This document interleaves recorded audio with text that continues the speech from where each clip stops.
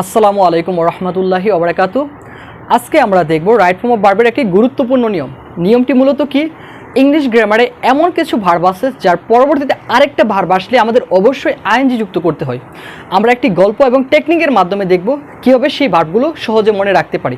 এখান থেকে university admission অর্থাৎ ঢাকা বিশ্ববিদ্যালয় সহ বিভিন্ন বিশ্ববিদ্যালয়ে ভর্তি পরীক্ষা এবং এসএসসি উভয় ক্ষেত্রেই প্রশ্ন এসেই থাকে, 100%ই আসে বলা যায়। দেখো এই টেকনিকটা কি, যে সকল ভার্বের পর আরেকটি ভার্ব আসলে আমরা আইএনজি যুক্ত করি, সেই ভার্বগুলো আমরা কীভাবে মনে রাখতে পারি। মনে রাখার জন্য আমরা একটা টেকনিক ইউজ করবো। টেকনিকটা কি, excuse, enjoy, practice, remember, recall, risk, stop, avoid, finish, go on, keep, mind, miss, mention, consider, start. আচ্ছা, এখন তো এই ভার্বগুলো দেখলাম, এগুলো আসলে কীভাবে মনে রাখা যায়? এগুলো না মনে রাখতে পারলে তো হবে না, আমাদেরকে এই ভার্বগুলো অবশ্যই মনে রাখতে হবে। আমরা একটা টেকনিক ইউজ করবো, এই টেকনিকের মাধ্যমে মনে রাখবো। দেখো, একজন শিক্ষক তার প্রিয় শিক্ষার্থীদেরকে উপদেশ দিচ্ছে। কি উপদেশ? এক্সকিউজ মি ডিয়ার স্টুডেন্ট, পড়াশোনাকে এনজয় করো এবং প্র্যাকটিস করো। কি বললো?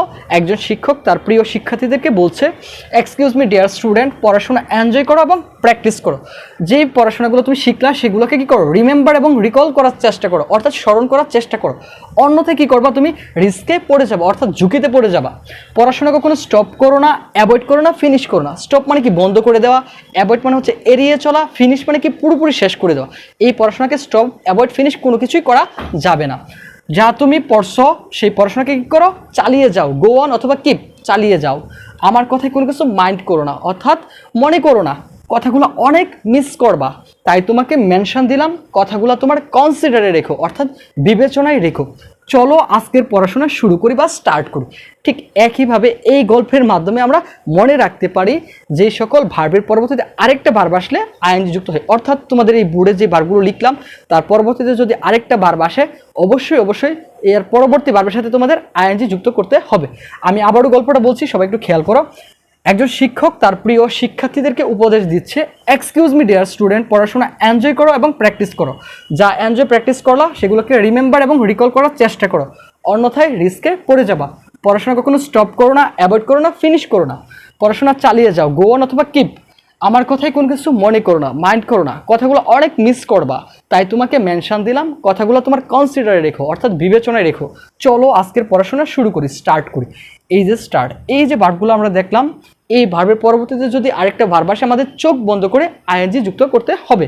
দেখো, I don't mind accept negative feedback if it is true. এটা ঢাকা বিশ্ববিদ্যালয়ের আসা একটা প্রশ্ন, তোমাদের বুট কোয়েশন এসএসসিতে প্লাস ঢাকা বিশ্ববিদ্যালয়, এখান থেকে প্রশ্ন আসি। এটা ঢাকা বিশ্ববিদ্যালয়ের বিগত একটা প্রশ্ন। দেখো, আই ডোন্ট মাইন্ড, আমি কোনো কিছু মনে করবো না। অ্যাকসেপ্ট এখানে ছিল, তাহলে এটার সাথে কী করতে হবে? আইএনজি যুক্ত করতে হবে।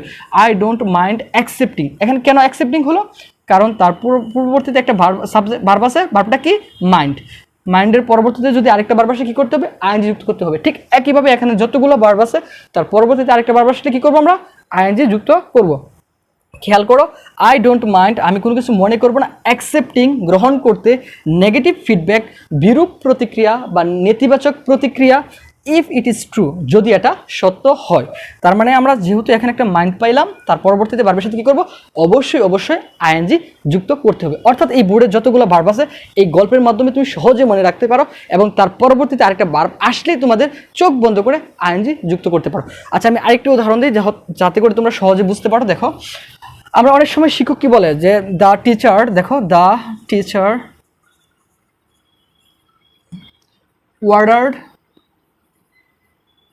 ordered his students,